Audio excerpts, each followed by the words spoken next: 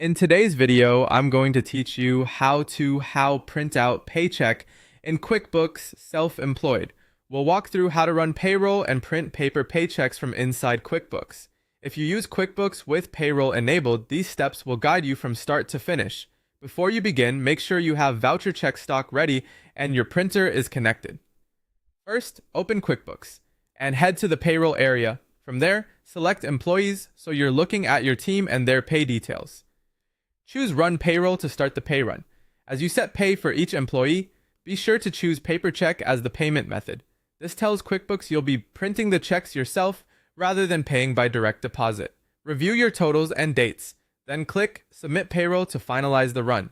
Right after you submit, QuickBooks will offer to print. You can click Print Paychecks right away.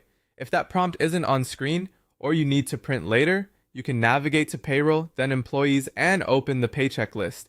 This is where all recently created paychecks live, and it's the best place to reprint or batch print whenever you need. Next, select the specific paychecks you want to print. Check the boxes for each employee you're printing for so everything is included in one go. When you're ready, click Print. If you're prompted to generate a PDF preview, use it to confirm names, dates, and amounts line up with your expectations before you load check stock. Now load your voucher check stock into the printer. Voucher checks are the standard sheets designed for payroll, the check on top with a detachable pay stub on the bottom. Make sure the stock is oriented correctly for your printer's feed. With the paper in place, click Print.